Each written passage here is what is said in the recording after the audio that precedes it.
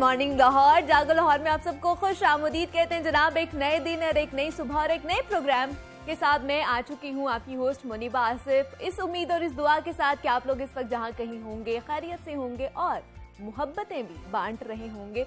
आपने कभी नोट किया है कि हमारे रवैयों में तलखी बहुत ज़्यादा बढ़ती जा रही है और उसकी वजह से हम हर किसी को अपनी सोच के सांचे में ढालने की कोशिश कर रहे होते हैं और हम चाहते हैं कि जैसा हम सोच रहे हैं, जैसा हम कह रहे हैं, वैसा ही अगला बंदा करे और हर बंदा ये बात चाहता है। इसलिए हमें ये चीज़ समझने की ज़रूरत है कि तबीयतों का इख्तलाफ एक फितरी अमर है।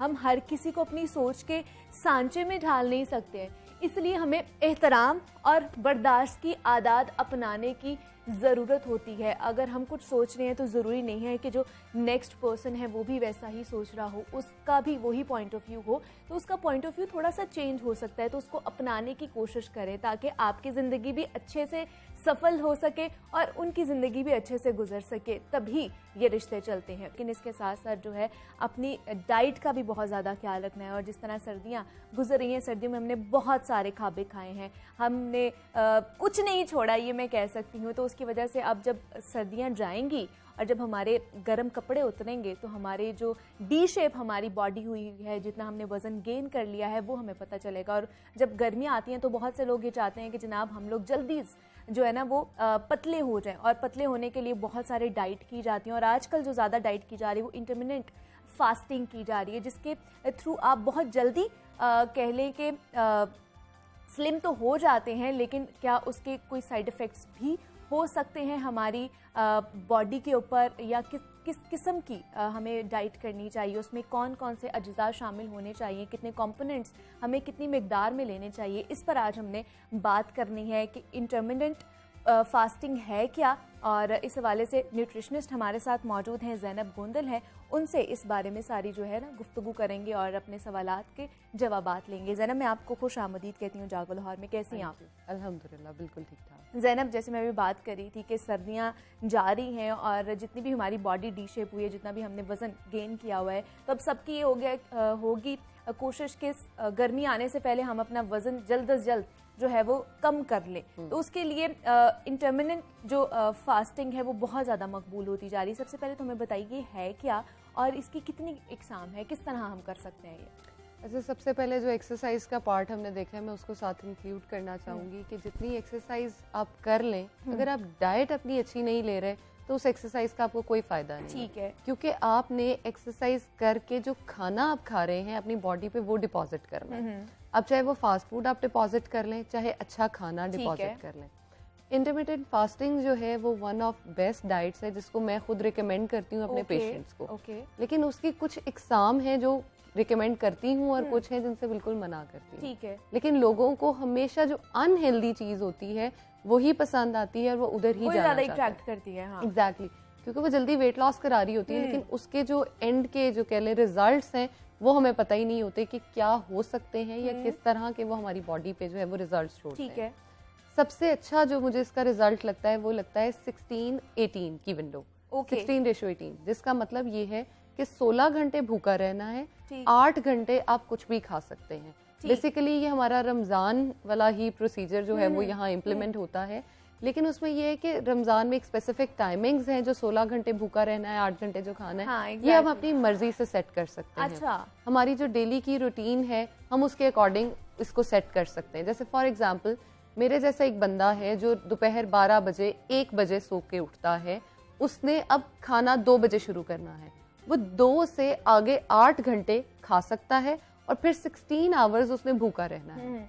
इसमें क्या होगा, बॉडी बड़ी स्मार्ट है, बॉडी ये समझ जाती है कि मुझे किस टाइम मिल रहा है और किस टाइम नहीं मिल रहा। ठीक है, लेकिन हम गलती क्या करते हैं, हम गलती ये करते हैं, हम अपनी मर्जी से किसी दिन 8 बजे खाना शुरू कर देते हैं, किसी दिन रात 10 बजे शुरू कर लेते हैं। इसका मतलब ये है कि बॉडी को लगता है कि 8 बजे खाना नहीं मिला मतलब खाना नहीं मिलेगा। ठीक है, वो अपने जो है वो कह लें एंजाइम्स सिक्रीट करना शुरू कर देती है, जो एंड रिजल्ट करते हैं मोटापे की तरफ। लोगों को लगता है कि मैंने 2 घंटे आज नहीं खाया, आज तो मैंने 2 किलो वजन कम कर ही लिया। हाँ। लेकिन नहीं, वो 2 किलो वजन आप बाय द एंड बढ़ा रहे होते हैं, क्योंकि बॉडी स्टार्वेशन मोड में जा रही है। उसको अंडरस्टैंड करना इसलिए इम्पोर्टेंट है कि इंटरमिटेंट फास्टिंग में हम एक टाइम डिजाइन कर रहे हैं। फॉर एग्जाम्पल सुबह 8 बजे मैंने कहा आप नाश्ता कर रही हैं, 8 बजे बॉडी को पड़ता है मुझे नाश्ता मिल जाए हाँ। और ये हेल्दी चीज मुझे मिलनी है। ठीक है। बॉडी ने खुद को उसके अकॉर्डिंग अडेप्ट करना है और अगले दिन 8 बजे उसने अपने एंजाइम्स सिक्रीट करने हैं कि खाना आएगा, मैंने उसको डाइजेस्ट करना है। लेकिन अगर आप 8 बजे खाना नहीं दे रहे, आप उसको 10, 11 या 12 बजे दे रहे हैं, एंजाइम्स सुबह 8 बजे सिक्रीट हो चुके हैं। आप नहीं खा रहे, मेटाबॉलिज्म स्लो हो रहा है। जो हमारा मसला है मेटाबॉलिज्म स्लो है, वो रीजन ये है कि हम टाइम पे खाते नहीं हैं। हमें डिजाइन करना पड़ेगा। उसके साथ दूसरी विंडो जो लोग ज्यादा पसंद करते हैं वो होती है 12/12 की। 12 घंटे खाना है, 12 घंटे ही भूखा रहना है। अच्छा, ठीक है। उसमें भी 12 घंटे में ये है, लोगों को लगता है आप कुछ भी खा सकते हैं, नहीं, हेल्दी खाएंगे तो वेट लॉस होगा। 16-18-8 वाली जो विंडो है उसमें वेट लॉस ज्यादा होता है। कदरन आप कह लें महीने में आप 4 से 5 किलो कम कर सकते हैं। 12-12 वाली विंडो में आप ऑलमोस्ट 2 से 3 किलो कम कर सकते हैं, क्योंकि इसमें खाने का टाइम थोड़ा ज्यादा हो जाता है, तो वो हम मीठे और कुछ ऐसा भी खा जाते हैं। लेकिन ज़ैनब, इस तरह की फास्टिंग करने के लिए मुझे बताएं फिर किन किन चीज़ों का ख्याल रखना चाहिए? जैसे मैं बताई थी कि कौन कौन से अज्जा उसमें शामिल होने चाहिए। मतलब अगर हमने इतनी देर के लिए फास्टिंग करनी है, 12 घंटे की या 16 घंटे की, तो फिर कौन कौन से कंपोनेंट्स हमारी डाइट में होने चाहिए?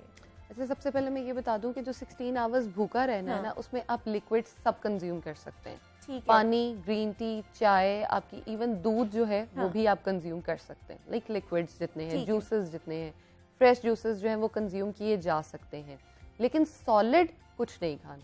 मिल्क शेक्स नहीं पीने, स्मूदीज नहीं पीनी, वो तो ऑब्वियसली एक हेल्दी फैक्टर नहीं है। अब इसके साथ खाना क्या है?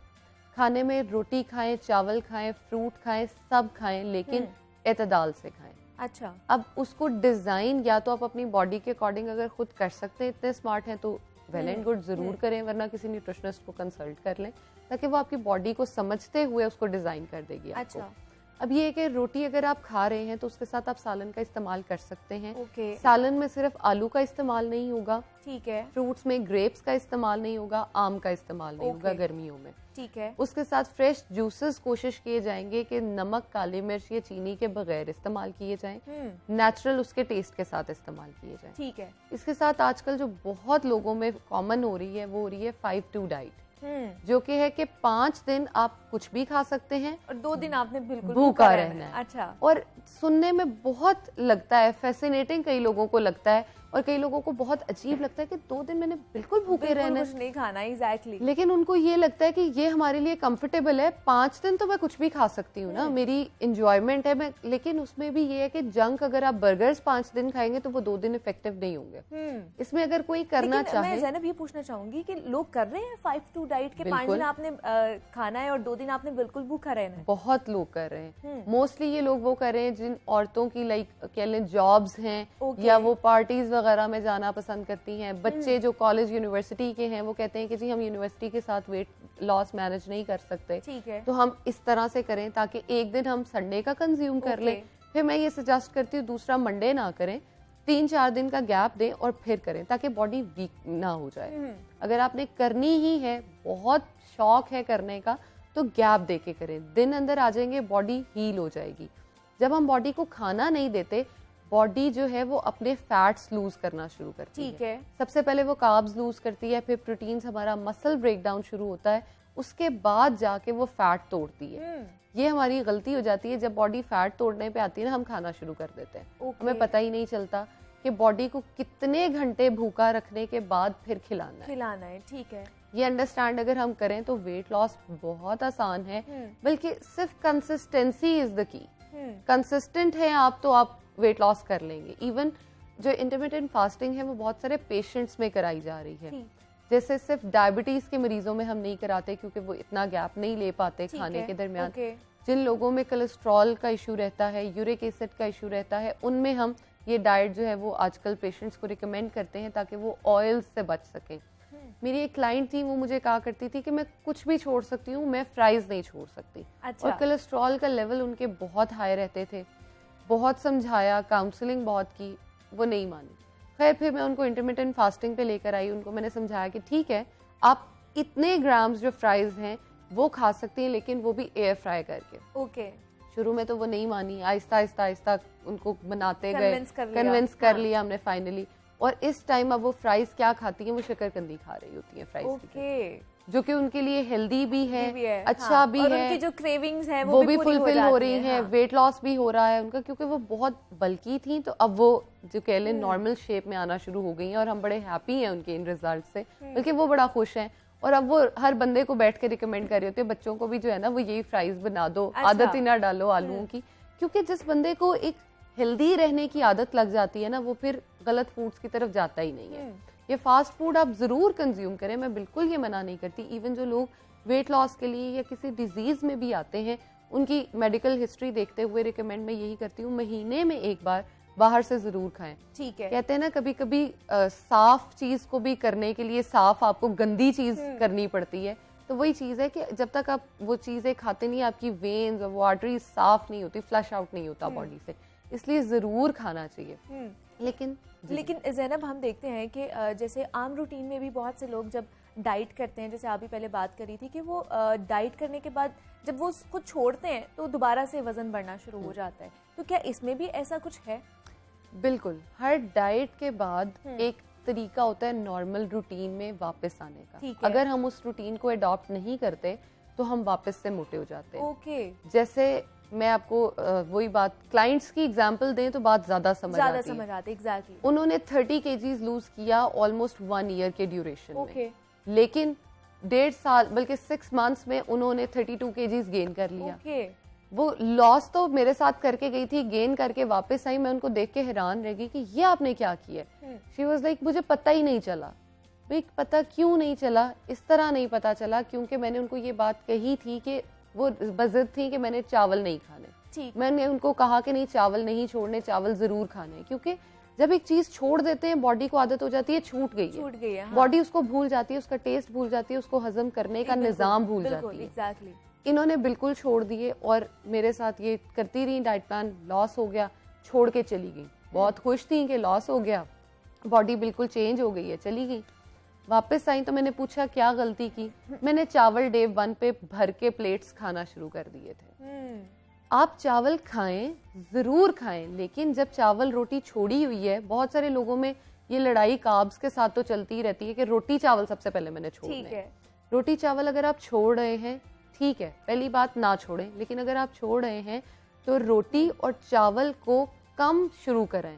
जैसे स्टेप बाय स्टेप जो है ना उसको लेकर चलें, ताकि आपकी जो बॉडी है उसको आदत हो कि आपने एक चीज छोड़ी हुई है तो वो दोबारा से आप उसको यूज कर रहे हैं, तो उसकी आदत अपनाएं। ज़ैनब गोंदल न्यूट्रिशनिस्ट हमारे साथ मौजूद थी। ज़ैनब बहुत शुक्रिया आपके वक्त का कि आप यहाँ पर आई हैं, और जिस तरह हम जनाब इंटरमिटेंट फास्टिंग के हवाले से बात कर रहे थे कि उसके क्या क्या फ़वाइद हैं, लेकिन आप लोगों ने फिर भी एहतियात करनी है और एतदाल में रहकर खाएंगे तभी आपका वजन जो है वो कम हो सकता है। यहाँ पर एक छोटी सी मुझे ब्रेक लेनी है, आपने कहीं नहीं जाना, मिलते हैं इस ब्रेक के बाद।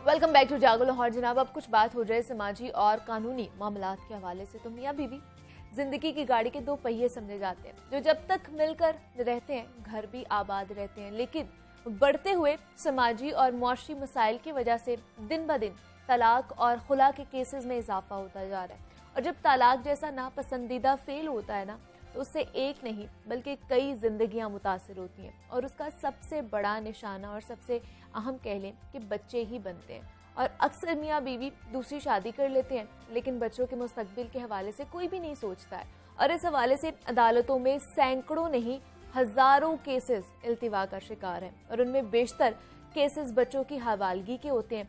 माँ की ख्वाहिश होती है कि जनाब बच्चे उसके पास रहें, और बाप की ख्वाहिश होती है कि बच्चे उसके पास रहें। इस हवाले से अब पाकिस्तान के ऐवान बाला यानी कि सेनेट ने गार्डियन और वार्ड्स तरमीमी बिल मंजूर कर लिया है। इस तरमीम के तहत माँ को बच्चे की कस्टडी का हक दिया गया है। बच्ची 16 साल तक और बच्चा 7 साल की उम्र तक माँ के पास रहेगा। तो इस नए कानून के क्या असरात होंगे, इससे पहले का कानून क्या कहता था, इस पर आज हम बात करेंगे। हमारे साथ इस वक्त मौजूद हैं बैरिस्टर अमरीन कुरैशी हैं। अमरीन, मैं आपको खुश आमदीद कहती हूँ जागो लाहौर में, कैसी हैं आप?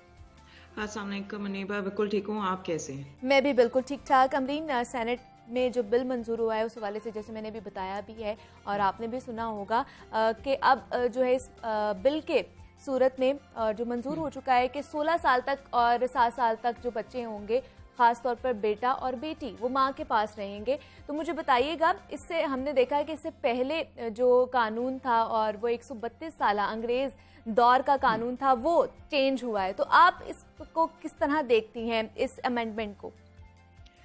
मुनीबा, मुझे लगता है कि हमारा जो फैमिली लॉ है, जो इस वक्त जिसके बिना पे सारे अदालत जाते हैं और उसमें बाकी ऑल एस्पेक्ट्स हैं, उसके लिए एक पॉइंट ज़रूर है कि एक उन्होंने क्लैरिटी ला दी है, उसको कोडिफाई कर दिया है, क्योंकि कहीं पे कानून पे कहीं पे भी एज जो है वो नहीं लिखी। हम क्या कर रहे थे, हम केस बाय केस चल रहे थे कि फैक्ट्स ऑफ द केस के ऊपर डिसाइड करके हम अकॉर्डिंगली कर रहे थे। एक प्रेसिडेंट डेफिनेटली ये एक इस्टेब्लिश हो गया था कि बच्चे जो हैं, जो नाबालिग हैं, वो माँ के साथ रहते हैं, मगर उसमें बहुत ज़्यादा कन्फ्यूजन भी आ रही थी। तो ये एक बड़ा अच्छा स्टेप है। क्या ये स्टेप जो है सिर्फ एक हद तक आई थिंक हेल्प करेगा फैमिली लॉ केसेस में, क्योंकि इसमें बहुत ज़्यादा एस्पेक्ट्स हैं। स्पेसिफिकली जो नान और नफका है कि माँ के पास, क्योंकि बच्चे जब आ जाते हैं तो क्या वो काम करने जाएगी, अगर वो काम करने जाती है तो फिर ये केस फाइल कर देते हैं और एक कस्टडी मांग लेते हैं ये कहने के लिए कि कोई उनका देखभाल नहीं कर रहा। सो अगर आप मेंटेनेंस मांगते हैं तो क्या प्रोसीजर है? एज सच आज तक कोई प्रॉपर मेंटेनेंस के ऊपर कोई प्रॉपर लॉ नहीं क्रिएट किया गया, जिसकी वजह से प्रॉब्लम्स होती हैं। सो हाँ, डेफिनेटली ये कस्टडी के ऊपर इन्होंने इसको कोडिफाई कर दिया। अब तो ये नेशनल असेंबली में भी जाएगा और वहाँ पे भी शायद कुछ बातें हों।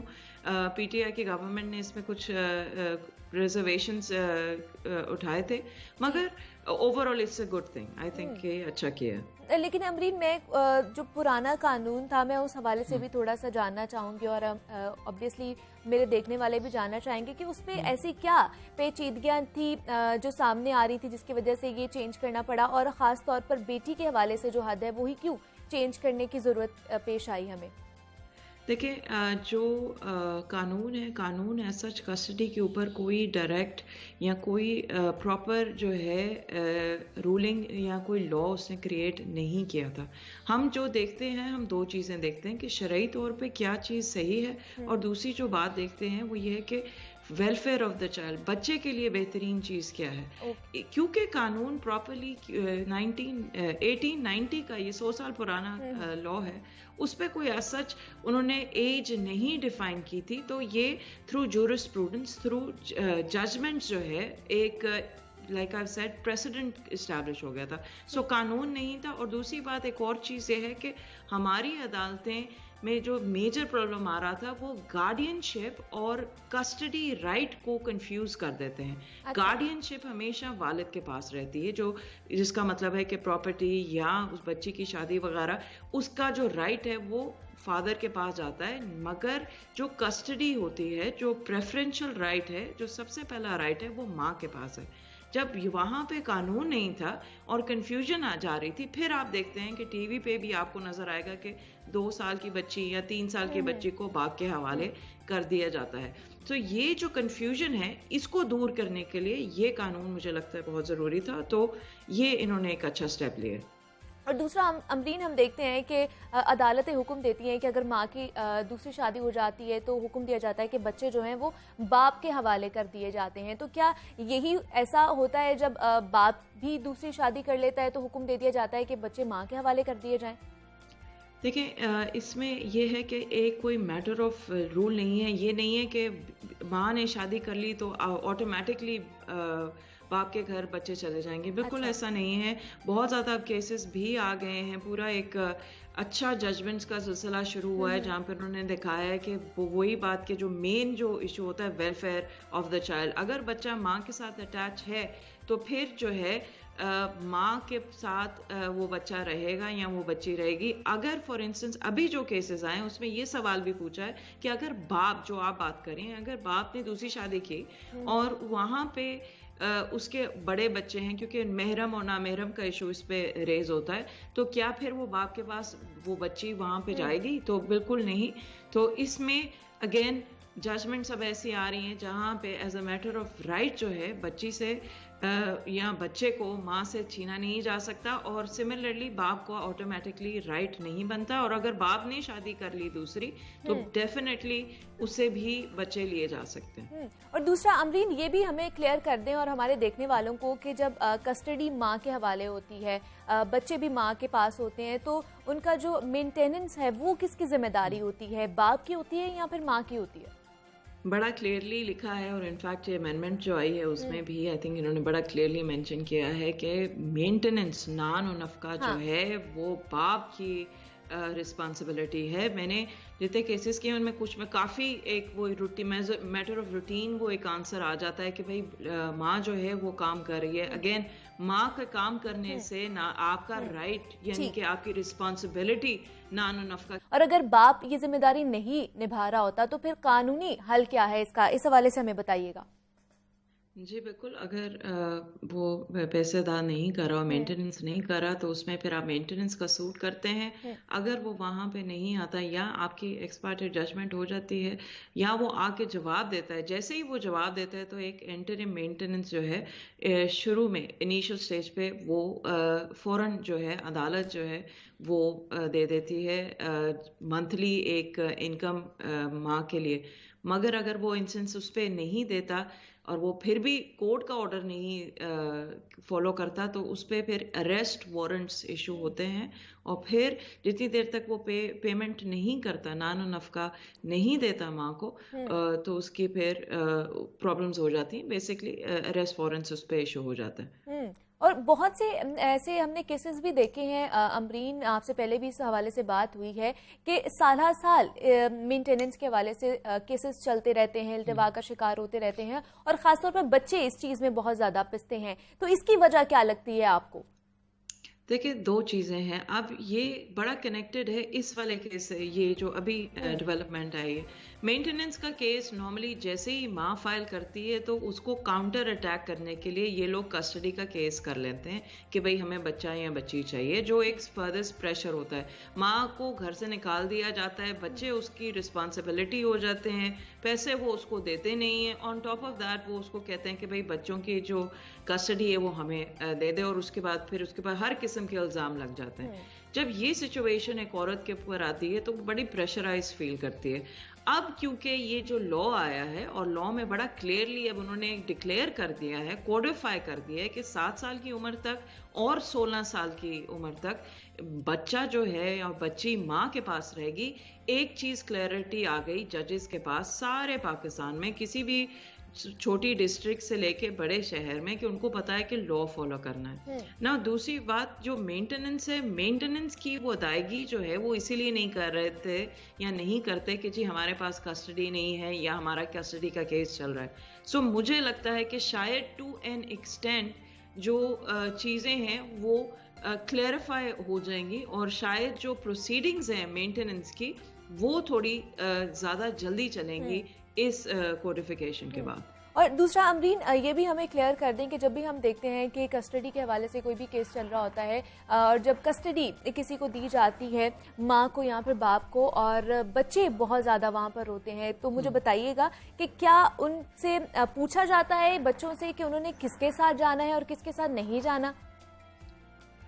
देखो मुनीबा, मैं एज अ लॉयर जो ये एक रेगुलर बेसिस पे करती, मुझे कभी भी नहीं ये चीज़ सही लगती कि बच्चे को पता होगा कि उसके लिए माँ बेहतर है या बाप। हाँ, माँ का प्रेफरेंशियल राइट है कि उसका, मगर उसको टोटली बाप को बिल्कुल वहाँ से ब्लॉक कर देना या उसे ना मिलवाना भी बहुत गलत है, या माँ से ना मिलवाना तो बहुत ही गलत है। सो ये जो चीजें हैं इसको बैलेंस, एक शेयर्ड पेरेंटिंग के दोनों का हक हो, या को पेरेंटिंग इसको कहते हैं, कि वो होगी तो फिर शायद जो ट्रॉमा जो बच्चा जो है, जो आप लोग टीवी पे भी देखते हैं कि वो नहीं होगा। मगर बच्चे से पूछने से बेहतर यही होता है कि आप वेलफेयर ऑफ द चाइल्ड देखें, और वेलफेयर ऑफ द चाइल्ड में आपको ये देखना पड़ेगा कि हाँ, अगर बाप नशा करता है, शराब पीता है या क्रिमिनल है, तो फिर एक चीज़ समझ आती है कि आप बिल्कुल ही बाप से इसको कट ऑफ कर दें। मगर अगर ऐसी कोई बात नहीं है तो मुझे लगता है कि अदालतों को शेयर्ड पेरेंटिंग या जॉइंट पेरेंटिंग के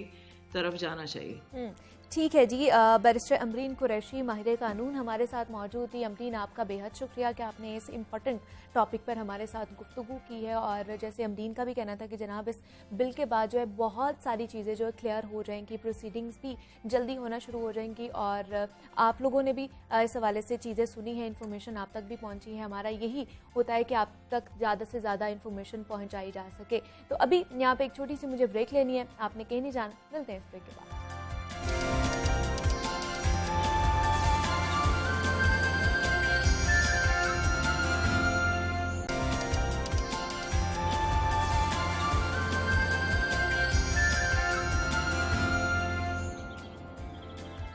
वेलकम बैक टू जागो लाहौर। जनाब, ब्रेक से हम वापस आ चुके हैं और सेगमेंट है हमारा लाहौर की दुनिया, जिसमें हम लाहौर और लाहौरियों के मसाइल डिस्कस करते हैं जो कम होने की बजाय ना बढ़ते ही जा रहे हैं। और लाहौर की सफाई और निकासियाब के नाकिस इंतजामात की वजह से बागों का शहर गंदगी की अलामत बनता जा रहा है और गलियों और बाजारों में उगलते गटर इंतजामिया की कारकर्दगी को मुंह भी चढ़ाने लगा है। और निकासियाब शहर का एक मसला ऐसा है कि हल्की सी भी बारिश हो जाती है तो सड़कें तालाब का मंजर पेश करने लग जाती हैं। और उसकी बड़ी वजह शहर में मौजूद और सीवरेज लाइंस की बरवक्त डिसल्टिंग ना होना है। कुछ दिन पहले हमने देखा कि वज़ीर आला पंजाब उस्मान बुज़दार ने इस हवाले से बरहमी का इजहार भी किया, लेकिन वज़ीर आला पंजाब का नालों की सफाई करने से मुताल्लिक सख्त अहकामात के बावजूद भी काम नहीं दिखाई दे रहे कि वासा की या इंतज़ामिया की तरफ से कोई भी काम किया गया हो, सफाई का ताहाल कोई ख्याल रखा गया हो या ड्रेनों में जो कूड़ा करकट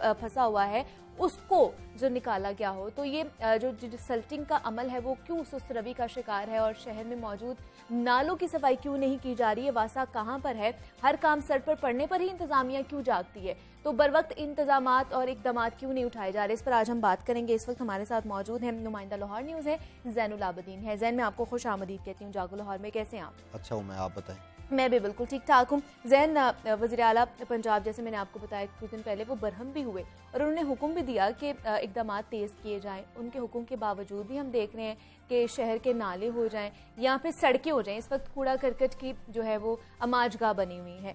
तो क्यों नहीं ये काम कर रहे? वासा कहाँ पर बैठी हुई है? बिल्कुल ठीक कह रही हैं मुनीबा, ये जो नालों की डिसल्टिंग करना है ना, ये इतना ही ज़रूरी है जितना कि एक इंसानी ज़िंदगी के लिए खाना पीना है। क्योंकि ये अब जो बुनियादी सहूलियात होती हैं उनमें एक बुनियादी सहूलत ये है कि साफ़ पानी की फराहमी की जाए और गंदे पानी का निकास किया जाए। लेकिन जहाँ पे ये स्मोक का मौसम हमारे लिए बीमारियाँ लेके आया, वहीं पर उसके जो बुरे असरात हैं वो दीगर इदारों पर भी रूनुमा हुए।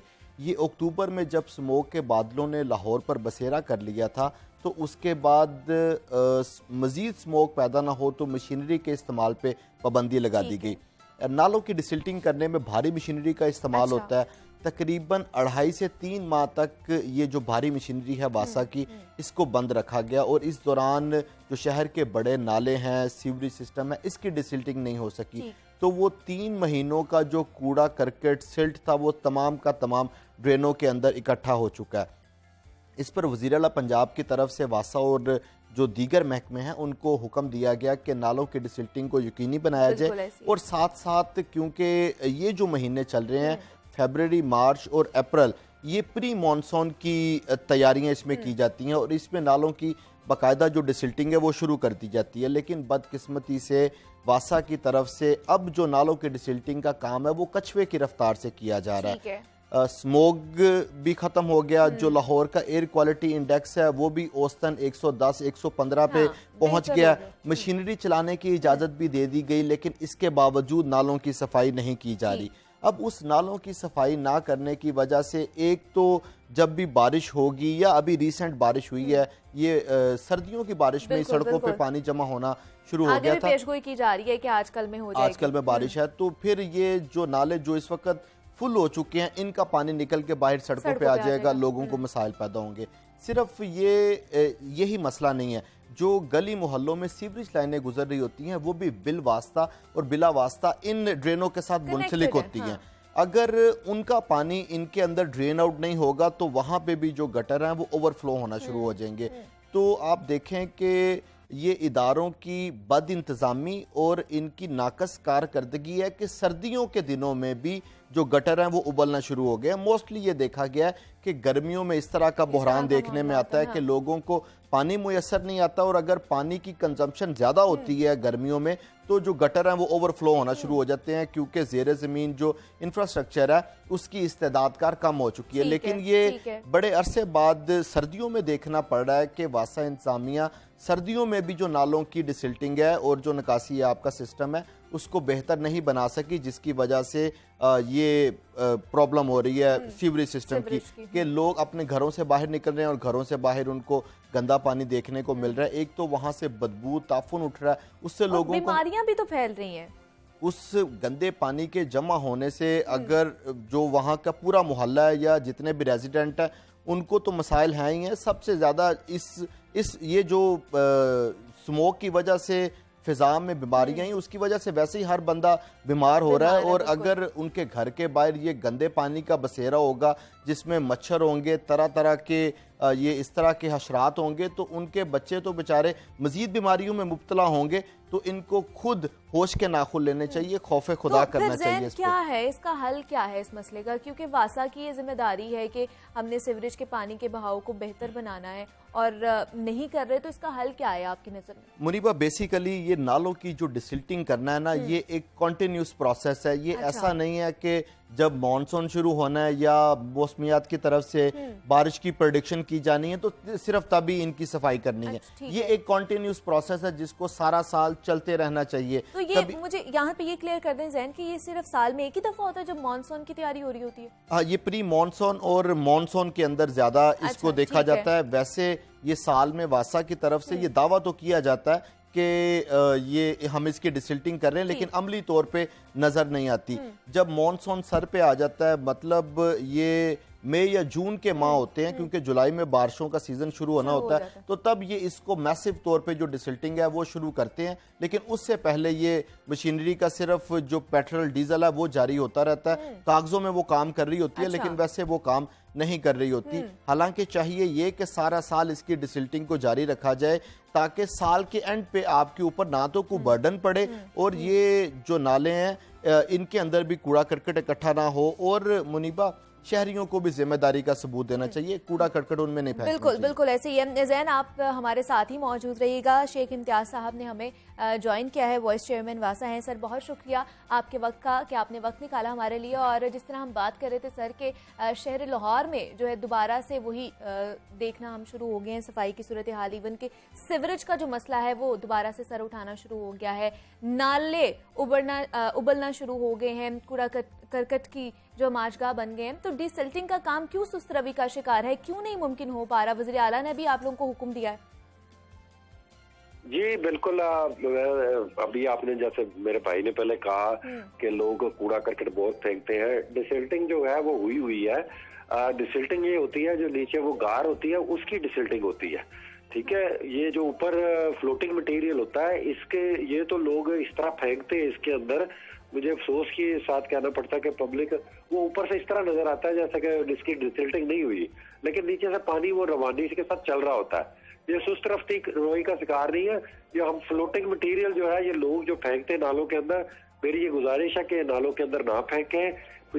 इससे आप अंदाजा नहीं कर सकते कि डिसिल्टिंग नहीं हुई। डिसिल्टिंग जो होती है वो नीचे उसके ग्राउंड पे जो नीचे बैठा होता है वो डिसिल्टिंग होती है। तो शेख इम्तियाज साहब, कब से हो रही है डिसिल्टिंग, जैसे आप दावा कर रहे हैं कि हो रही है?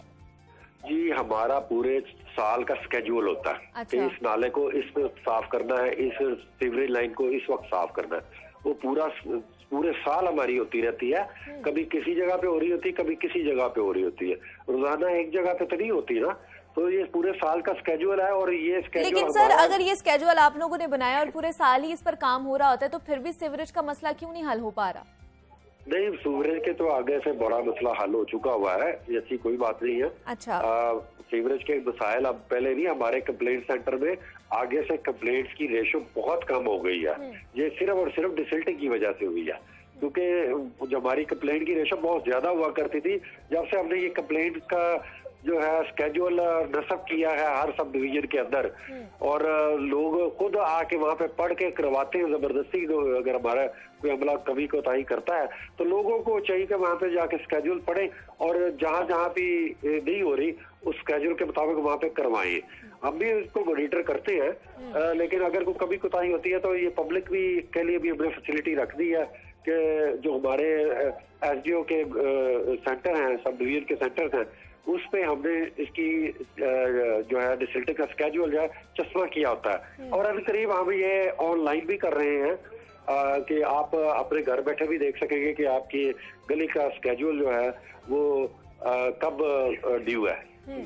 ठीक है सर, आप हमारे साथ ही रहेगा। जैन, आपने भी बात सुनी है शेख इम्तियाज साहब की, वो तो कह रहे हैं कि साल साल चलती रहती है डिसल्टिंग। शेख इम्तियाज साहब बड़ी अच्छी बातें कर रहे हैं, और वाकई जो उनके पास फैक्ट हैं वो इसी तरह ही होंगे कि सारा साल डिसल्टिंग चलती रहती होगी। शेख साहब, मेरा आपसे ये पूछना चाह रहा हूँ कि जब स्मोक की वजह से 2.5-3 माह तक ये डिसल्टिंग बंद रही, तो उसके बाद तकरीबन 1 माह का वक्त गुजर चुका है, क्या लाहौर की तमाम ड्रेनों से सिल्ट निकालने का अमल गो थ्रू हो चुके हैं आप? क्योंकि मेरे नज़दीक तो अभी ऐसा तमाम ड्रेनों का नहीं हुआ। आपने बताया कि सारा साल ये डिसल्टिंग चलती रहती है, अभी तक तमाम ड्रेनों से तो सिल्ट नहीं निकाला जा सका। और दूसरा, ये जो आप कह रहे हैं ना फ्लोटिंग मटेरियल ऊपर तैर रहा होता है, ये फ्लोटिंग मटेरियल ही उसके बाद ब्लॉकेज पैदा करता है। आप भी इस चीज़ के हवाले से बखूबी आगाह हैं। देखिए जैन भाई, आप बिल्कुल ठीक कहा कि जब 2.5 महीने हमने डिसल्टिंग को बंद रखा है, ठीक है, तो उससे जरूर जाहिर है कि प्रेशर बढ़ जाता है, और ये है कि प्रेशर है अब, और लेकिन ये है कि साथ साथ डिसल्टिंग हो रही है, क्योंकि 2.5 महीने अगर डिसल्टिंग नहीं होती तो जाहिर है कि उसका एक इम्पैक्ट आता है, तो सुस्त रवि का शिकार हो जाता है कि जहाँ पे 1 दिन लगना होता है वहाँ पे 2 दिन लगेंगे ना, जहाँ पे 2 दिन लगेंगे। तो शुरू हो चुका हुआ है, ये आपकी बात सही है। वो सुस्त रवि सिर्फ इस वजह से है कि सिल्ट 2 महीने जो है वो हमने नहीं निकाली, तो ये जैन भाई ठीक कह रही है। सर, ये आप मानते हैं ना कि जो 2 महीने जो नहीं की गई डिसल्टिंग, उसकी वजह से ये मसला पेश आ रहा है? हाँ जी, बिल्कुल ये सही कह रहे हैं। ये सुस्त रवि का शिकार है, और उसकी वजह ये है कि डबल सिल्ट निकालने के लिए डबल टाइम लग रहा है। अच्छा, इसमें एक और भी चीज़ है मुनीबा, मैं शेख साहब की उस जानिब भी तवज्जो मबजूल करवाना चाहता हूँ। इम्तियाज साहब, ये तो एक कॉन्टीन्यूस प्रोसेस है, जिस तरह आपने कहा सारा साल करते रहना चाहिए, लेकिन जो गली मोहल्लों के गटर उबलना शुरू हो जाते हैं, उसका किस तरह से जो तदारुक है वो किया जा सकता है? क्योंकि वो भी तो अल्टीमेटली इन्हीं ड्रेनों के साथ ही मुंसलिक हैं। क्या लाइनों में प्रॉब्लम आ चुका है, या ड्रेनें उस हिसाब से जो उसका पानी है वो ड्रेन आउट नहीं करती? क्योंकि इस वक्त आपके गुलबर्ग में भी जो सीवरेज के मसाइल हैं वो देखने में आ रहे हैं, और वासा का शोबा O&M दूसरों के ऊपर जिम्मेदारी डाल रहा है कि उसने जो कूड़ा करकट है वो लाइन में फेंक दिया, या उसने बिल्डिंग मटेरियल लाइन में फेंक दिया। तो लोगों के मसाइल तो यही हैं, लोगों को इस चीज़ से कोई गर्ज नहीं है। ये इदारे को गर्ज है, ये मीडिया को गर्ज है कि नालों से कूड़ा करकट निकाला है या नहीं निकाला। लोगों को तो इस चीज़ से गर्ज है कि उनके घर की दहलीज पे जो पानी खड़ा है वो किस तरह ड्रेन आउट होगा। देखिए जैन भाई, मैंने जैसा कि पहले बताया कि ये जो स्केड्यूल के मुताबिक हमारी होती रहती है, क्योंकि जो स्मोक है वो एक फैक्टर जरूर है जो 2 महीने से थोड़ा बहुत सुस्त रवि का शिकार है। ये आहिस्ता आहिस्ता इंशाल्लाह हम जो है अपने रूटीन पे आ जाएंगे, और ये जो मसले मसाइल है इंशाल्लाह हल हो जाएंगे। मैं आपको यकीन दहानी दिलाता हूँ कि आपने तवज्जो दिलवाई, इस पे मैं शुक्रिया अदा करता हूँ। लेकिन इसके अलावा हमें खुद भी पता है कि ये 2 महीने से जब हमने नालों की डिसल्टिंग नहीं की, उसकी वजह से सुस्त रवि जरूर है, लेकिन वो सुस्त रवि इसलिए नहीं कि हमारा स्टाफ नहीं है, ये काम नहीं कर रहा, वो सुस्त रवि इसलिए है कि वो काम उनको एक जगह पर डबल करना पड़ा। अच्छा, जी ठीक है सर, आप हमारे साथ ही मौजूद रहिएगा। मुझे जैन आपसे भी बात करनी, जैसे आपने कल एक स्टोरी भी फाइल की थी जिसमें जो शहर की हदूद के हवाले से वासा और दूसरे महकमों में जो है वो हाँ, ये चल रही है। ये भी मेरे बड़ा ख्याल से, अच्छा हाँ। आपने पॉइंट मेरे भी जहन में लेके आई हैं। शेख साहब भी मौजूद हैं। हाँ। शेख साहब, वासा की हदूद में दीगर इदारे काम कर रहे हैं, जबकि वज़ीर आला पंजाब के एक बाकायदा तौर पे हुक्म है, और तब DCO सिस्टम था, तब भी एक हुक्म जारी हुआ था कि वासा की हदूद में पब्लिक हेल्थ इंजीनियरिंग, PWP और दीगर इदारे काम नहीं करेंगे। तो इसकी वजह से अब कल चेयरमैन PND के इजलास में वासा ने ये मौक़िफ़ इख्तियार किया है कि जो दीगर महकमा जात वहाँ पे लाइनें लगा रहे हैं, हम उनका इंतजामी कंट्रोल नहीं संभालेंगे। तो शेख साहब, उनको इस दूसरे डिपार्टमेंट्स को वासा की हदूद में काम करने से रोकने का क्या प्लान है, और अगर जिन्होंने काम कर लिया है, क्या आप उनकी जो बचाया गया इंफ्रास्ट्रक्चर है उसको टेक ओवर करेंगे या नहीं करेंगे? मैं ये समझता हूँ कि हमें उसको टेक ओवर नहीं करना चाहिए, क्योंकि हम जब भी काम शुरू होने लगता है हम उनको राइटिंग लेटर लिखते हैं कि वासा की हदूद में आपने काम नहीं करना, क्योंकि वासा तो एक इन्फोर्समेंट एजेंसी नहीं है कि हम उसको इन्फोर्स कर सके कि आप काम ना करें। लेकिन ये बिल्कुल आपकी बात बजा है कि ये गलत काम है, कि ये कभी भी जो है अब लोकल गवर्नमेंट कर रही है, पब्लिक हेल्थ इंजीनियरिंग कर रही है, या कोई और महकमा कर रहा है, जबकि वासा के पास एक डिजाइन मौजूद होता है, उसको पता है कि कहाँ पे कितनी डेप्थ का पाइप है। ये टेम्परेरी काम कर जाते हैं और फिर वो उसको टेक ओवर करना और उसको करना बहुत मुश्किल काम होता है। ठीक है, मैंने पहले भी दरख्वास्त की थी साबका जो हमारे मिनिस्टर थे हाउसिंग के, उनको मैं इनको भी दरख्वास्त करूंगा कि ये पब्लिक हेल्थ इंजीनियरिंग और लोकल गवर्नमेंट जो है वासा के ना आए। हम तो जी रिक्वेस्ट ही कर सकते हैं ना उनके साथ, क्योंकि हम इन्फोर्समेंट एजेंसी नहीं है। पहले हमने 1-2 FIR भी लॉन्च की थी जो लोग करवा रहे थे या जो कर रहे थे, लेकिन ये है कि हम क्योंकि एनफोर्समेंट एजेंसी नहीं है, इसलिए हम सिर्फ उनसे रिक्वेस्ट ही कर सकते हैं कि अगर आपने डालना भी है, जबरदस्ती भी है कोई, तो कम से कम डिजाइन तो वासा का ले लें या उससे अप्रूव करा लें या उससे सुपरवाइज करा लें। ठीक है, हाँ जी।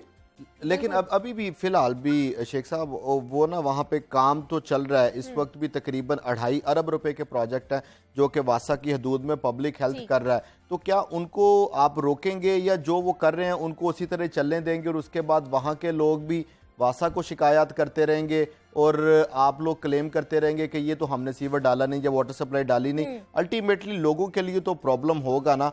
दूसरा शेख साहब, ये अगले 4 माह बाद फिर मॉनसून आप सर पे आ जाएगा, आपने फिर सड़कों पे जाके बारिशी पानी का निकास करवाना है, तो वाटर टैंक आपके उधर के उधर ही खड़े हैं। B ब्लॉक, ताजपुरा, सबसे ज्यादा आप कहते थे कि इस जगह पे मैं टैंक बनवा दूंगा। शेख साहब, टैंक नहीं आपने B ब्लॉक ताजपुरा में बनवाया? नहीं, B ब्लॉक में वाकई आपकी बात सही है, लेकिन हमने जो है कश्मीर रोड वाला है वो अगले मूनसून तक फंक्शनल हो जाएगा। अच्छा। जो हमारा शेरा वाला गेट वाला है वो अगले मूनसून तक फंक्शनल हो जाएगा। हम कोशिश कर रहे हैं, क्योंकि गवर्नमेंट की कम्प्लेक्सिटीज इस तरह की है कि ये फलाह कमेटी में तो मैंने तो बनवाने की पूरी कोशिश की और एक बनवा दिया, 2 भी ऑलमोस्ट रेडी है। और ये है कि ये स्लो एंड स्टडी है और इंशाल्लाह जब तक हमारी गवर्नमेंट होगी 12-13 इंशाल्लाह इस तरह बनवा जाएंगे। सर, इसके अलावा एक और भी मामला है जो इल्तिवा का शिकार हो रहा है, मुझे बताइएगा। शहर की 3 यूनियन काउंसिल्स को जो मॉडल बनाना था वो भी मंसूबा इल्तिवा का शिकार हो रहा है, इसकी क्या वजह है? क्योंकि बड़ा अहम मंसूबा था। हाँ, ये मैं इसमें शेख साहब ये मुनीबा की बात को थोड़ा सा आगे बढ़ाता हूँ। ये यूनियन काउंसिल 99, 100, 101 है और खुशकिस्मती से तकरीबन आपका ही हल्का बनता है वो। आपने वहां से इलेक्शन लड़ना है MPA या MNA का, वहां पे आपने वो जापानी ग्रांट से वाटर मीटर्स लगाने थे। इसके अलावा इवन के ठेकेदार भी वहां पर कोई दिलचस्पी नहीं दिखा। ये शेख साहब वो मामला क्यों लटकता जा रहा है इन 3 यूनियन काउंसिल्स में? ये 3 यूनियन काउंसिल में जायका ने हमें फंडिंग किया और हमाद नजर साहब का इलाका है, आप जरा करेक्ट कर लें। क्यों आप मेरी नौकरी के पीछे पड़े हुए हैं? मैंने उधर से इलेक्शन नहीं लड़ना। तो ये है कि उसकी टेंडरिंग जो है वो हो रही है और जो है क्योंकि वो प्रोजेक्ट इस तरह का है कि मॉडल है, वो स्टेट ऑफ द आर्ट एक डिजाइन है उसका, साफ पानी नलकों में आना है ठीक है। अच्छा शेख साहब, माजरत मैं आपको ना टोक रहा हूँ, क्या इस तरह की सूरत हाल तो नहीं है? टेंडरिंग जो आप उसकी बता रहे हैं, मैं थोड़ा सा आपको फैक्ट बताता हूँ कि उसमें किसी भी ठेकेदार ने अभी तक पार्टिसिपेट नहीं किया और उन्होंने कहा कि इसकी तारीख बढ़ा दी जाए, क्योंकि टाइम भी कम है। मैं आपसे सिर्फ ये पूछना चाहता हूँ कि क्या ऐसा तो नहीं है कि गवर्नमेंट की अनसर्टन सिचुएशन की वजह से जो सरमायाकार हैं, जो इन्वेस्टर्स हैं, जो ठेकेदार हैं, वो अपने पैसे लगाने से थोड़ा सा कतरा रहे हैं कि कहीं उनके पैसे फंस ना जाएं अगर गवर्नमेंट चेंज होती है तो? नहीं, ये गवर्नमेंट टू गवर्नमेंट एग्रीमेंट होता है और इसके पैसे आ चुके हुए हैं। ठीक है, ये पाकिस्तान में आ चुके हुए पैसे, इसलिए फंडिंग का कोई मसला नहीं है। मसला ये है कि ये जो एक काम बिल्कुल नया है, तो ठेकेदार शायद लेने से कतराते हैं, और या थोड़ा बड़ा भी है, 1.5 अरब रुपए का, 1.6 बिलियन का है, तो शायद वो ठेकेदार लेने से भी घबरा रहे हैं। कैपेसिटी हमारे लोगों की जो है काम करने की, ठेकेदारों की इतनी नहीं है, और जिस तरह का काम हम वहाँ पे चाह रहे हैं वो शायद थोड़ा सा हमें ठेकेदार अच्छा ढूंढने में या उसकी कंपटीशन में देर हो जाए, लेकिन हम इस काम को जो है वो पूरा एक स्टेट ऑफ द आर्ट कराना चाह रहे हैं, जिसकी मॉनिटरिंग मैं खुद इंशाल्लाह करूंगा। और ये 3 ऐसे गरीब इलाके हैं जिनके घरों में साफ पानी जाएगा, वाटर मीटर लगे होंगे, और ये बड़ा एक अच्छा प्रोजेक्ट है, इसको हम गफलत में नहीं करना चाह रहे। बिल्कुल ऐसे ही। सर बहुत शुक्रिया आपके वक्त का और इतनी डिटेल में हमारे साथ गुफ्तगू करने का, और हम यही चाहते हैं कि जो जो आपने बोला है उस पर हमें अमल होता भी नजर आए। ज़ैनुल आबदीन अभी हमारे साथ मौजूद है। ज़ैन, आपका भी बेहद शुक्रिया कि आपने डिटेल में हमारे साथ गुफ्तगू की है। और जिस वासा के हवाले से जनाब हम बात करते हैं, उसकी कारकर्दगी के हवाले से बात कर रहे थे, और कि क्या क्या हो रहा है इस वक्त इस शहर में। और अभी यहाँ पे मुझे एक छोटी सी ब्रेक लेनी है, आपने कहीं नहीं जाना। मिलते हैं इस ब्रेक के बाद।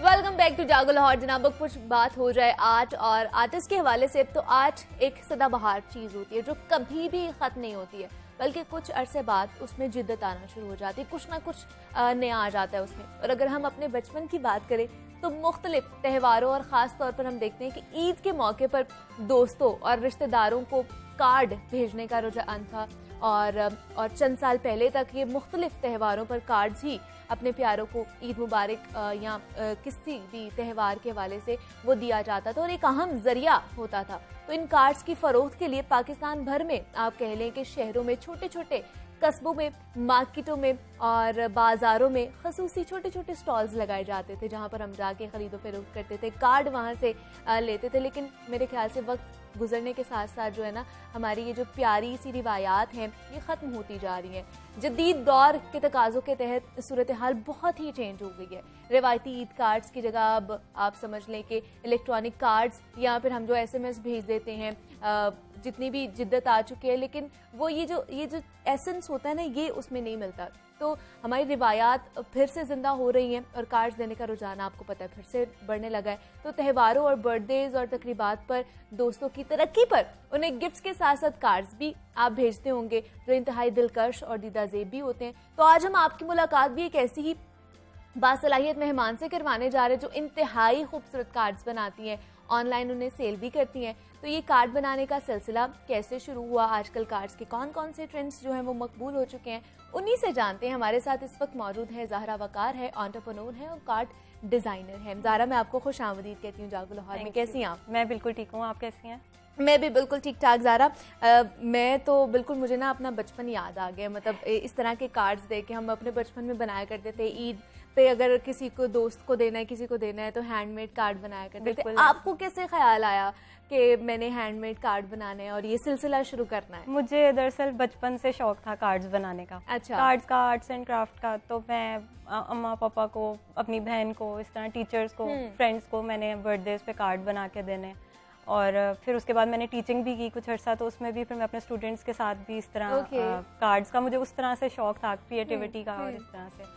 तो फिर जब कोरोना हुआ, लॉकडाउन हुआ, तो उसके अंदर फारिग होते थे, दरमियान में टाइम मिल जाता था, तो ये एक दिन रैंडमली मैं देख रही थी नेट पे, तो मैंने ये देखी पेपर क्विलिंग का जो आर्ट होता है। तो ये वैसे अब्रॉड में बहुत कॉमन है, पाकिस्तान में इतना नहीं है कॉमन। हाँ। तो ये मैंने वैसे ही आउट ऑफ द वे जाके स्टार्ट किया था। एक कार्ड मैंने बना के देखा, लेकिन मतलब रैंडमली स्टार्ट किया ट्यूटोरियल से देख के। ठीक।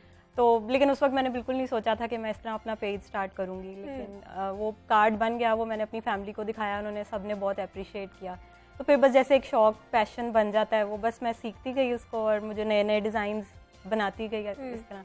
फिर मेरे हस्बैंड ने, फिर मैंने, मतलब हम लोगों ने सोचा कि इसको एक we can give it a try, कि हम इसको अगर ऑनलाइन छोटा सा एक वेंचर स्टार्ट करें तो देख लेते हैं कि क्या रिस्पॉन्स आता है लोगों का, क्योंकि अब वैसे ही हैंडमेड कार्ड्स उतने ज्यादा मार्केट में नहीं है, बिल्कुल नजर ही नहीं आते आप मार्केट में जाओ तो। मतलब अब इतनी आसानी होगी, हमने किसी भी हवाले से, कोई बर्थडे होगी या किसी को ईद विश करनी है, कुछ शादी विश करनी है, तो हमने जाके कार्ड उठाया और उसको बिल्कुल ऐसे ही है। इसमें तो हमारे इमोशंस जुड़े हुए होते हैं ना। बिल्कुल, क्यों हैंडमेड चीज की चार्म एक अपना होता है कि आपकी एक अटैचमेंट होती है उस चीज के साथ, कि उस बंदे ने मेरे लिए खुद इतनी एफर्ट किया है। बिल्कुल। तो फिर उसके बाद फिर मैंने ये स्टार्ट किया, तो फिर मैंने कहा पहले चेक करते हैं रिस्पॉन्स, अगर आएगा तो ठीक है, लेकिन अल्हम्दुलिल्लाह अल्लाह ताला ने शुक्र है बरकत दी है, तो मैं खुश हूँ कि ये अब फिर कार्ड्स मैंने स्टार्ट किए और अब प्रॉपर जो है 1 साल मुझे हो गया करते हुए, फरवरी में कंप्लीट हो गया। फरवरी में कंप्लीट हो गया। तो मुझे बताइए कि ज़्यादातर डिमांड के कार्ड्स की आती है आपको? ज़्यादातर डिमांड डिपेंड करता है कि अगर कोई स्पेसिफिक ओकेजन्स आ रहे हैं, जैसे ईद है या Father's Day last year, Mother's Day जो था, उस पर काफ़ी ज़्यादा डिमांड आई थी कार्ड्स की, क्योंकि अब ये चीज़ें बहुत कॉमन हो गई हैं। मतलब लोग प्रेफर करते हैं, जैसे बास्केट्स का बहुत ज़्यादा आजकल है रुझान, तो उसके साथ फिर लोग प्रेफर करते हैं कि आप साथ एक हैंडमेड कार्ड अपनी राइटिंग में वो साथ लिख के, तो उसकी एक अलग ही अटैचमेंट होती है एक। तो बर्थडेज के कार्ड बहुत कॉमन, ज़्यादा डिमांड उनकी होती है, या फिर अगर ओकेजनली कोई पर्टिकुलर ओकेजन है, जैसे अभी लास्ट ईयर क्रिसमस जो गुजरी है उसकी भी मुझे आए थे कार्ड्स, तो वो मैंने बनाए थे। तो डिपेंड करता है हर कौन सा मंथली, हाँ जी, कि कोई ओकेजन होगा तो उन दिनों में डिमांड ज्यादा होती है। उन ओकेजन की बर्थडेज के तो चलते ही रहते हैं, बर्थडेज एनिवर्सरीज वगैरह वो चलता है, वो तो चलती रहती है। जैसे आज अगर मैं बताऊं तो क्यों ना बताऊं कि आज मेरी भी बर्थडे है और आप देख भी रहे हैं, केक भी पड़ा हुआ है, वो भी हम एंड पे काटेंगे और जरूर। तो मुझे बताइए कि कितना टाइम लगता है ज़ारा आपको एक ये बनाते हुए, कार्ड बनाते हुए? कार्ड बनाना भी, ये भी डिपेंड करता है कि कार्ड के ऊपर कितना, मतलब कितनी एफर्ट लग रही है। अगर हल्का कार्ड है तो वो भी डिपेंड करता है, घंटा डेढ़ तो लग जाता है, लेकिन जितने ज्यादा हैवी कार्ड्स, आप जितने ज्यादा फ्लावर्स उसमें ऐड करेंगे, एक फ्लावर भी तकरीबन बनाने में आधा घंटा मुझे लग जाता है। अब ये है कि थोड़ी स्पीड मेरी हो गई है, पहले शुरू में जरा ज्यादा टाइम लगता था, तो लेकिन ये कि एक दिन में मैं कार्ड्स बना लेती हूँ, 1 से 2 कार्ड्स बन जाते हैं। टाइम पे भी है, क्योंकि मैं हाउसवाइफ हूँ, तो मैंने घर को भी देखना होता है, तो वो मेरी पहली प्रायोरिटी होती है। तो ऐसे ही है। तो ये भी मेरे सामने जो कार्ड्स पड़े हुए हैं जनाब, वो भी मैं आप लोगों को दिखा दूं कि कितने खूबसूरत कार्ड्स हैं। ये आप देख सकते हैं, ये हैप्पी बर्थडे विद लव, इसके ऊपर लिखा हुआ है, बर्थडे कार्ड है, आप ये देख सकते हैं। बहुत ही क्यूट सा छोटा सा कार्ड बनाया है और उसके ऊपर जो इन्होंने फ्लावर्स भी लगाए हुए हैं, हैंडमेड हैं ये फ्लावर्स भी सारे जो लगाए हुए हैं, और इस तरह ये अंदर से नज़र आएगा आपको। और यहाँ पर आप कुछ भी जो है वो लिख सकते हैं और किसको दे सकते हैं। ये भी बर्थडे का कार्ड है। देन आगे आपको पता है फरवरी जो है वो स्टार्ट हो चुका है, तो ये अब हैप्पी वैलेंटाइंस डे का भी ये कार्ड आ चुका है कि आप वैलेंटाइंस डे पर भी अगर आप लोगों ने किसी को देना है अपनी वाइफ को, तो आप ये उनको दे सकते हैं। कस्टमाइज्ड भी आप बनवा सकते हैं ना? कस्टमाइज में उसके ऊपर टेक्स्ट जो है ना, वो जो मुझे कस्टमर्स बताते हैं, मैं वो वाला टेक्स्ट मेंशन कर देती हूँ। मतलब अगर नाम लिखवाना है तो वो, या डेट लिखवानी है, कुछ इवन अंदर भी अगर वो कहेंगे ना, तो मैं अंदर भी लिख देती हूँ उनके लिए। अच्छा, तो मतलब कोई भी उन्होंने कोई टेक्स्ट लिखवाना है, कुछ भी लिखवाना है, तो उनकी चॉइस के अकॉर्डिंग मैं कर देती हूँ। बिल्कुल ऐसे ही है। और ये बड़े खूबसूरत से छोटे छोटे से कार्ड जो है, हैप्पी एनिवर्सरी के भी बना एनिवर्सरी के भी, बस जो कस्टमर डिमांड करे उनका, बेशक अगर वो अपना कोई स्पेसिफिक कलर बताते हैं, स्पेसिफिक कलर, वो भी वैसे डिजाइन कर देती हूँ। कोई टेक्स्ट बताएंगे वो भी कर देंगे, और उनको किसी तरह का डिजाइन भी चाहिए वैसा, अगर वो मुझे कोई इवन सैंपल भी देंगे ना कि हमें इस तरह का चाहिए, तो मैं वैसा भी बना देती हूँ। ये तो बड़े टैलेंट की बात है कि कोई आपको ये चीज दे रहा है कि हमें सेम एज इट इज इस तरह की चाहिए और आप बना के दे दें।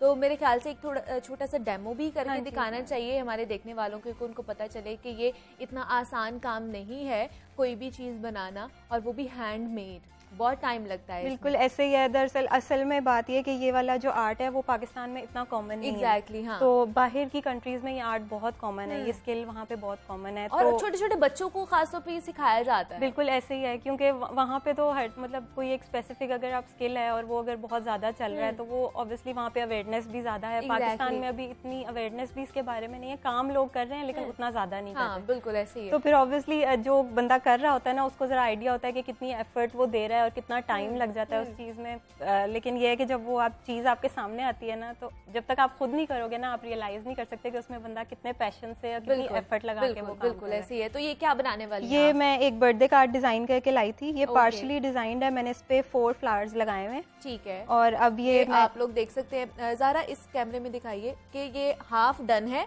और बाकी जो है ज़ाहरा हमारे मैं अब सामने। एक फ्लावर कंप्लीट करके वो आपको इस पे पेस्ट ठीक। करके दिखाऊंगी। इसमें ये सारे फ्लावर्स जो मैं बनाती हूँ उनकी सारी पेटल्स सेपरेटली बनती हैं ओके। और फिर वो सारी ज्वाइन होके एक फ्लावर बनता है और फिर वो फ्लावर जो है मतलब वो वो भी कार्ड एक के ऊपर जाता है। खासा मुश्किल काम है। बिल्कुल ऐसे। तो ये जो है ये इस क्योंकि इस आर्ट को वो क्विलिंग कहते हैं, तो ये क्विलिंग का एक टूल होता है। अच्छा। तो इसमें एक मतलब स्लॉट ये हमें चाहिए होता है। ये चाहिए होता है। इवन अगर ये ना भी हो, मेरे पास तो शुरू में ये था भी नहीं, तो मैंने टूथपिक से स्टार्ट किया था। अच्छा तो ठीक है। क्योंकि ये मेरे पास था नहीं और मुझे उस वक्त इतनी अवेयरनेस भी नहीं थी कि मुझे कहाँ से मिलेगा, पता नहीं मैंने इसको कंटिन्यू भी करना है कि नहीं। अच्छा। तो मैंने इवन टूथपिक से लेके और पेपर स्ट्रिप को रोल करके तो मैंने अपना पहला कार्ड बनाया था। ठीक तो है। उसके बाद जब मैंने ज्यादा इसको सीखना शुरू किया तो फिर मैंने स्टेशनरी शॉप से जाके इसके टूल्स लिए। ठीक है, मतलब ये स्टेशनरी शॉप से आसानी से मिल जाता हाँ है। जी, मिल ठीक जाता है।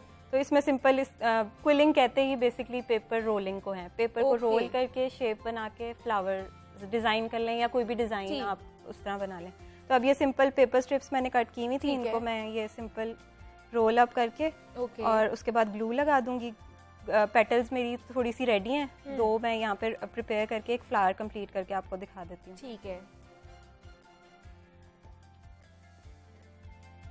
ये फ्लावर कंप्लीट हो जाएगा, उसके बाद डिपेंड करता है कि अब आप जितने भी अब मैंने कार्ड्स बनाए हुए हैं उनमें 2 से 3 से ज्यादा फ्लावर्स लगते हैं, क्योंकि बिल्कुल वरना ऐसे ही कार्ड हम बहुत देख भी रहे हैं। इनकम्प्लीट लगता बहुत है। इनकम्प्लीट से बहुत बिल्कुल।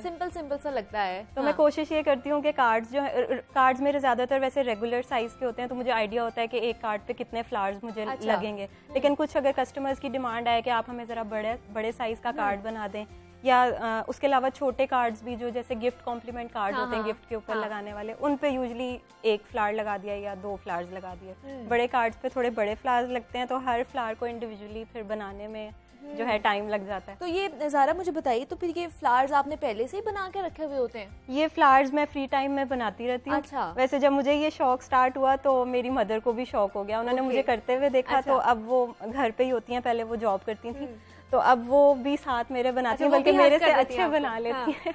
तो मतलब वो फ्री टाइम में मुझे काफी सारे फ्लावर्स जो हैं वो उनसे भी मिल जाते हैं। तो और मैं- अब आप लोग भी देख रहे होंगे कि जनाब ये फ्लावर्स कैसे बना रहे हैं, उनको किस तरह हम अलग से बना के रख सकते हैं। तो ये कुछ फ्लावर्स जो थे ये ज़ाहरा ने बनाए हुए हैं और ये आप देख सकते हैं कि इस तरह जब बना के रखेंगे तो ये इस तरह पड़े होंगे। ये हाँ जी इस तरह। और फिर ये जब रेडीमेड होते हैं तो ऑब्वियसली वो फिर बनाने में आसानी हो जाती है कि उस टाइम मैंने सिर्फ I just need to pick the colours और मैंने उसको जो है पेस्ट कर देना है। ठीक। तो लेकिन अगर कोई स्पेसिफिक ऐसी डिमांड आ जाती है जो फ्लावर्स मेरे उस टाइम पे रेडी नहीं होते उस कलर में या इस तरह, तो वो फिर मैं उसी वक्त बनाती हूँ और उसी वक्त फिर ऑर्डर प्रिपेयर करती हूँ। और इसके अलावा आप इन्वेलप भी बनाती हैं कस्टमाइज्ड। हाँ जी, उसके हवाले से बताइए कि ये कितने मुश्किल हैं?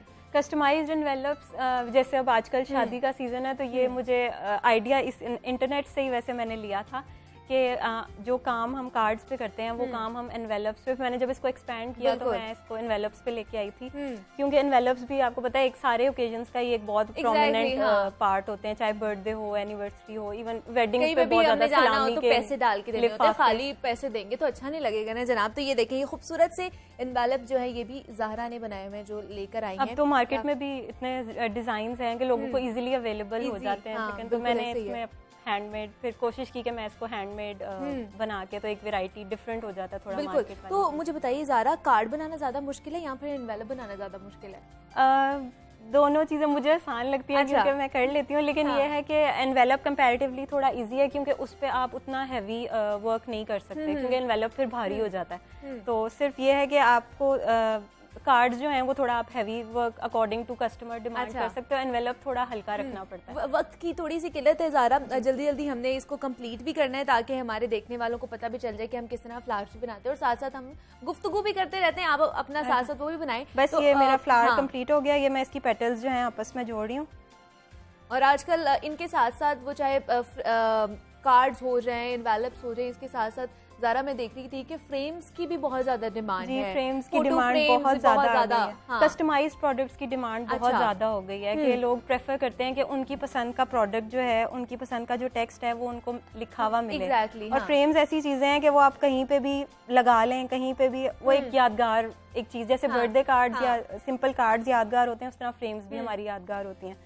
तो मैंने जब कार्ड्स पे काम शुरू किया तो फिर मुझे आइडिया आया कि मैं ये काम फ्रेम्स पे भी कर फ्रेम्स पे सकती भी हूँ। कर सकती हैं, और बड़ा अच्छा आप काम कर रही हैं। तो जनाब ये हमारा जो फ्लावर है वो भी पूरा भी हो चुका complete है हो गया। और कंप्लीट हो चुका है। और आज हमारे साथ ज़हरा वकार मौजूद थी, आर्ट एंड क्राफ्ट एक्सपर्ट हैं। ज़हरा, बहुत शुक्रिया आपके वक्त का कि आप यहाँ पर आई हैं और बड़ा अच्छा इनिशिएटिव लिया है आपने। और कार्ड भी दिखा दें जाते जाते, जो ये बनाया कार्ड है पे अभी हमने। मैंने फ्लावर्स हाँ, पेस्ट कर दिए ये हैं। फ्लावर पेस्ट हो चुका अभी है। इस पे टेक्स्ट लिखा जाएगा, हाँ। वो मैं लिखूंगी मार्कर से, और फिर उसके बाद ये और रेडी हो जाएगा। कार्ड जो है वो कंप्लीट हो चुका है। तो जनाब, अगर आप लोग भी कोई भी इनसे राब्ता करना चाहते हैं, किसी भी किस्म का कस्टमाइज कोई भी चीज बनाना चाहते हैं, तो आप इनसे राब्ता कर सकते हैं। मुझे इजाजत दीजिए, अपना बहुत सारा ख्याल रखिएगा।